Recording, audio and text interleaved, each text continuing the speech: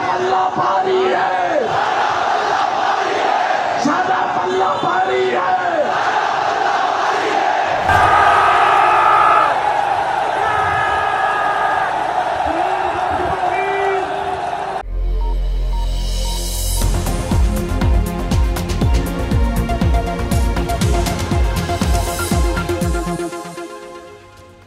बिस्मिल्लाहिर्रहमानिर्रहीम, अस्सलाम वालेकुम। पाकिस्तान और दुनिया भर में देखने और सुनने वालों को अब्दुल कादिर का सलाम।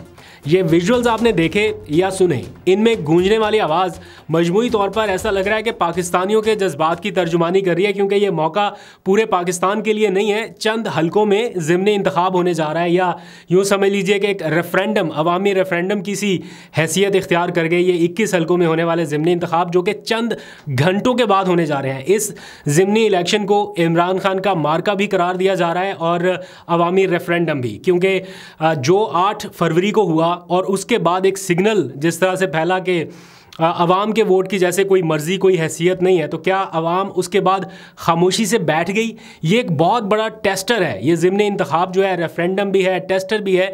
इससे पता चलना है कि क्या आप लोग शिकस्त मान चुके हैं, उन हलकों के लोग ख़ास तौर पे जहाँ जहाँ पर यह ज़िमनी इंतखाब हो रहा है, या फिर आप लोग एक बार फिर से अपने इस वोट की ताकत का इस्तेमाल करने के लिए या अपने उस पावर को एक्सरसाइज करने के लिए तैयार हैं।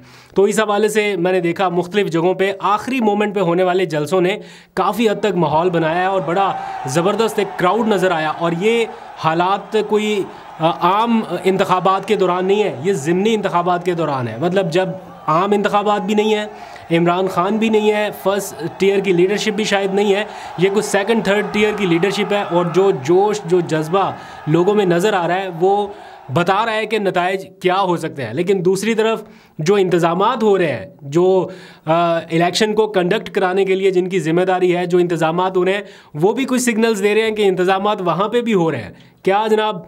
इंटरनेट, मोबाइल फ़ोन सर्विस शायद बंद हो रही है। इंटरनेट तो नहीं, मोबाइल फ़ोन सर्विस गालबन बंद हो रही है। और इस हवाले से PTI ने ऑफिशियल एक एलामिया भी जारी कर दिया।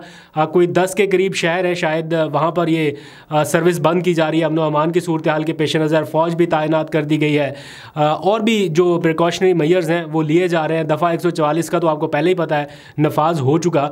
तो ये सारा कुछ क्यों हो रहा है? कोई ऐसी सूरत हाल तो है नहीं, ना PTI कोई इस तरह की एक्टिविटीज़ कर रही है कि कोई इंतशार फैलने का खदशा हो। लेकिन पहले भी इंटरनेट बंद हुआ, मोबाइल फ़ोन सर्विस बंद हुई, अब एक बार फिर से हो रहा है। बट PTI के जो लोग हैं, जो मतलब ज़िम्मेदारान हैं, उनकी जानिब से 4 अहम पॉइंट्स जो हैं वो आप लोगों तक कन्वे करने की कोशिश की गई है कि इन 4 पॉइंट्स के ऊपर अमल दरामद किया जाए तो धांधली का जो मार्जिन है वो कम से कम किया जा सकता है, या उसकी अटैम्प्ट जो है उसको मिनिमाइज़ किया जा सकता है। जल्दी से मैं वो बता दूं 4 नुकात, उसके बाद फिर 7 उन नुकात के ऊपर भी बात करनी है जो चेयरमैन PTI इमरान खान ने आज चीफ जस्टिस काजी फायज़ ईसा को ख़त लिखा है। और उस ख़त के जो आखिरी पैराग्राफ है उसको बहुत ही ज़्यादा गौर से पढ़ा जा रहा है, और उसमें है असल चीज़ कि इमरान खान ने वो इतना लंबा ख़त लिखने के बाद, वो 7 नुकात के बाद, सारा क्रक्स जो है वो आखिरी पैरे में निकाल दिया है। तो आखिरी पैरे में क्या कहते हैं मैं एक एक करके आपको बताऊंगा, लेकिन पहले ये ज़रा 4 नुकात के ऊपर बात कर लेते हैं। पहला ये कि पोलिंग शुरू होने से पहले उन्होंने कहा है कि उनके जो पोलिंग एजेंट्स हैं वो मौके पर पहुंच जाए। नंबर 2, फॉर्म 45 जो है वो हर सूरत पोलिंग एजेंट्स जो है वो लेकर निकले अपने अपने जहाँ जहाँ पर उनकी ज़िम्मेदारी होगी। और ख़दशा ये भी है कि शायद पहले से दस्तखतशुदा फॉर्म 45 उनको देने की कोशिश की जाए, जो कि PTI के कुछ लोग बार बार हिंट कर रहे हैं कि कहीं पे ऐसा मुमकिन है कि फॉर्म 45 पहले से दस्तखत करा लिए गए, जो कि बहुत मुश्किल काम है, बट ऐसा PTI के ज़िम्मेदारान को लगता है। और उन्होंने कहा है कि अगर कोई पहले से दस्तखतशुदा ये फॉर्म आपको दे तो वो पोलिंग एजेंट्स रिसीव ना करें। नंबर 3, RO ऑफिस के जाना बड़ा ज़रूरी है। वो कहते हैं जैसे ही पोलिंग ख़त्म हो अपने फॉर्म 45 लें और पुरअमन तरीके से जो प्रिजाइडिंग अफसरान हैं उनके हमरा आप जाएं रिटर्निंग अफसरान के दफ्तर तक, क्योंकि असल जहां से मामला पिछली दफ़ा बिगड़ा वो रिटर्निंग अफसर है। तो रिटर्निंग अफसर के पास जब प्रिजाइडिंग अफसर पहुंच जाए तो उसके बाद असल गेम शुरू होती है। तो वो कहते हैं जब तक आपको फॉर्म 47 वहाँ से नहीं मिल जाता तब तक आप जो है वो वहाँ से ना हिलें। और हमने 8 फरवरी के इंतखाबात में देखा कि बाज़ जगहों पे आखिरी मोमेंट पे जब बहुत ज़्यादा क्राउड आ गया, फॉर एग्जांपल शेर अफजल मरवत का रिज़ल्ट रुका हुआ था, जब उन्होंने कहा कि हम सब के सब रिटर्निंग अफसर के दफ्तर के बाहर पहुँचेंगे, तो उनका रिज़ल्ट जो है वो रिटर्निंग अफसर ने जारी भी कर दिया था। तो ऐसे हालात भी हो सकते हैं। तो बहरहाल पुरअमन तरीके से रहने की भी साथ साथ तलकीन की गई है। तो ये 4 पॉइंट्स है। अब आ जाइए इमरान खान के लिखे गए ख़त के हवाले से। एक बार फिर उन्होंने चीफ जस्टिस काजी फाइज ईसा को ख़त लिखा, पहले भी लिख चुके, अब दोबारा लिखा और बार बार वो सुपीरियर जुडिशरी का दरवाज़ा खटखटा रहे हैं और उन्हें बता रहे हैं कि पाकिस्तान में रूल ऑफ लॉ की क्या सिचुएशन है, क्या पोजीशन है। और साथ ही उन्होंने अपने आखिरी पैराग्राफ में लिखा है कि वक्त आ गया है कि आपने ऐवान में खड़े होके हाथ में किताब पकड़ के जो कहा था कि मेरे लिए सबसे मुकद्दस अल्लाह ताला के कुरान करीम के बाद और सुन्नत नबी के बाद ये आइन है, तो अब वक्त आ गया है कि आप साबित करें कि आइन की बालादस्ती मुकद्दम है, या जो आपने आइन की बालादस्ती का ऐलान किया था वो ठीक था, या फिर वो महज बयानबाजी थी। तो इसके ऊपर उन्होंने बेस करते हुए पूरा ख़त लिखा है, जिसमें मैं तफसील तो नहीं बता सकता उसकी, लेकिन नुकात बता देता हूँ। 7 या 6 नुकात हैं जिनके ऊपर एक एक करके उन्होंने बात की है। पहला नुकता उन्होंने नवाज शरीफ को नैब की तरफ से मिलने वाली क्लीन चिट के हवाले से उठाया। आपको पता है कि नवाज शरीफ के खिलाफ तोशाखाना रेफरेंस नैब की अदालत में चल रहा था। इमरान खान का घड़ी का मामला और नवाज शरीफ का गाड़ी का मामला। गाड़ी बिल्कुल क्लियर हो गई, नवाज शरीफ साहब बिल्कुल बरी ज़िम्मा क्लियर करार दे दिए कि नैब की तरफ से, लेकिन घड़ी के मामले पर शुरू होने वाली कहानी, उसकी घड़ियाँ अभी तक जारी है, वो घड़ियाँ रिवर्स नहीं हो रही। तो इमरान खान ने इस मामले पर भी लिखा कि अचानक से सारा कुछ उस केस में रिवर्स कर दिया गया, जबकि गवाहों के बयान तक रिकॉर्ड हो चुके थे।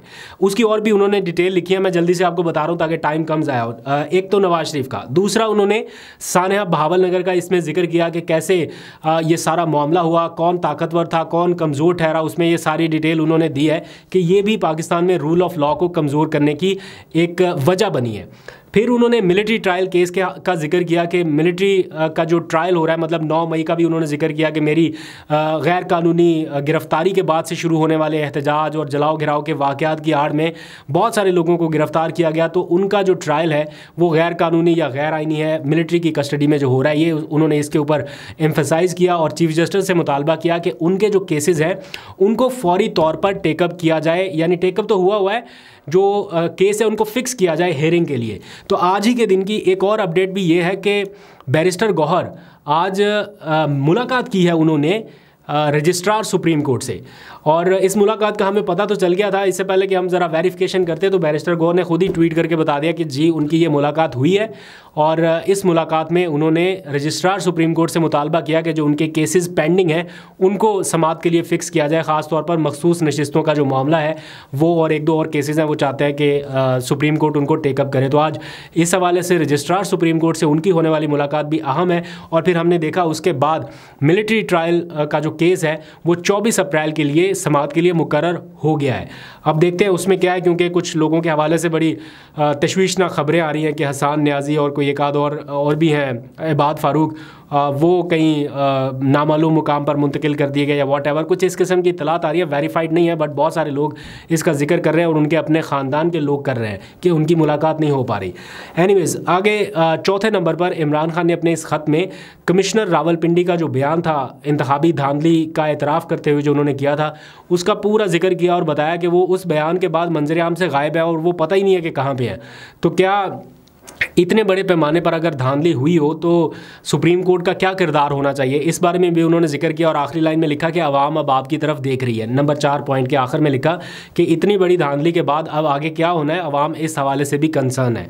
फिर नंबर 5 पे वही मैंने आपको बताया कि पाकिस्तान तहरीक इंसाफ के कई ज़ेर इल्तवा केसेस हैं जो फिक्स नहीं हो रहे, जिनमें 8 फरवरी के इंतखाबात में धांधली का मामला भी शामिल है और भी कई केसेस हैं।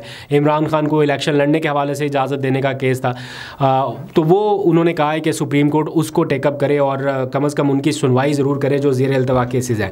और छठे नंबर पर इमरान खान ने मखसूस नशिस्तों को ना दिए जाने का जो मामला है उसका जिक्र किया और चीफ जस्टिस से कहा है कि ये जमहूरियत की बुनियादी असास है कि अक़लियतों का या ख़वातीन का या मखसूस नशिस्तों का जो कोटा है वो उस सियासी जमात को मिलना चाहिए जिनके प्लेटफॉर्म से मुंतखब होकर अरकान आए हैं। तो उन्होंने मुतालबा किया है कि सुप्रीम कोर्ट इस बारे में भी नोटिस ले।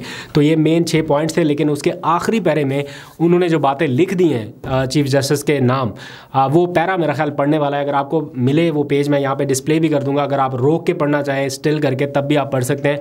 आपको अंदाज़ा होगा कि कितना पावरफुल उन्होंने ये ख़त ड्राफ्ट किया और फिर इमरान खान के दस्तखत भी नीचे किए गए हैं। अब मुझे नहीं पता कि ये उनसे दस्तखत करवाए गए हैं, क्योंकि बड़ा मुश्किल होता है जेल में कापी पेंसिल लेके जाना है, कागज़ लेके जाना, तो या ये उनके इलेक्ट्रॉनिक सिग्नेचर हैं, खैर बाद में पता चलेगा, बट उनके सिग्नेचर इस ख़त पे मौजूद है। अब आ जाइए एक और आज की बड़ी इंटरेस्टिंग स्टोरी या developing story, that is about मौलाना फजलुर रहमान। उन्होंने आज पेशीन में जलसा किया, पहले पीटीआई ने किया, अब उनको फॉलो करते हुए मौलाना भी पेशीन पहुंचे और उनका भी रूट वही है जो पीटीआई का है, पेशीन के बाद कराची, कराची के बाद लाहौर। तो उन्होंने भी कहा कि अब यहाँ पे जलसा हुआ, अब फिर मैं सिंध जाऊँगा और सिंध के बाद मैं जा रहा हूँ पंजाब में। तो आज जो उन्होंने बातें की हैं मैं तो यहाँ पर दोहरा नहीं सकता, जितना एग्रेसिवली और जितना उन्होंने गुस्से का इजहार किया कुछ मामलात के ऊपर। और फिर उन्होंने कहा कि 2024 में 2018 से ज़्यादा धांधली हुई है और ये हुकूमत चलने नहीं देंगे या नहीं चल सकती है। और उन्होंने कहा कि अब हमारा एहतजाज किसी सूरत नहीं रुकेगा, ये शिद्दत पकड़ेगा। अगर धांधली हुई है तो हम चुप करके नहीं बैठ सकते, अगर सीटें मिल गई हैं तो ये कह दे कि धांधली हुई नहीं है, जब सीटें नहीं मिली तो कह दे कि धांधली हुई है, ऐसा नहीं होगा। तो इस बारे में भी उनका ऑलमोस्ट नैरेटिव वही है जो पाकिस्तान तहरीक इंसाफ का है। और फिर उन्होंने बलूचिस्तान असम्बली की ख़रीदो फ़रोख्त का भी एक बड़ा संगीन इल्ज़ाम लगाया और उन्होंने पूछा है कि बताओ बलूचिस्तान असम्बली कितने में ख़रीदी, 60 अरब में या 70 अरब में। तो यहाँ पर अब जो हुकूमत के अपने लोग थे, हुकूमत के इत्तेहादी थे, वो भी सवाल उठा रहे हैं।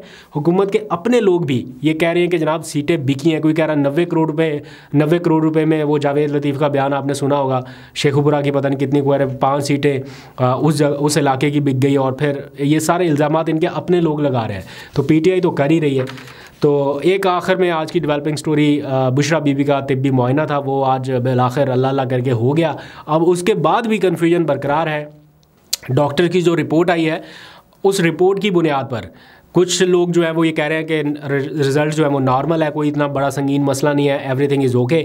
बट जो उनके वकला हैं या पाकिस्तान तहरीक इंसाफ से मुतल्लिक़ लोग हैं वो आके कह रहे हैं कि नहीं, रिपोर्ट में लिखा हुआ है कि उनके जो मैदे की नाली है उसमें सोजिश है, तो बस साबित होता है कि उनको कुछ ऐसा दिया गया है जिसकी वजह से उनका जो स्टमक है वो डिस्टर्ब हुआ। तो अब ऐसी दोनों तरफ से चीज़ें आ रही हैं रिपोर्ट के बाद भी। तो अब ज़रा डॉक्टर साहब इसके ऊपर अपनी हतमी राय दे तो वो बेहतर है, हमारा तज्जिया यहाँ पर काम नहीं करेगा।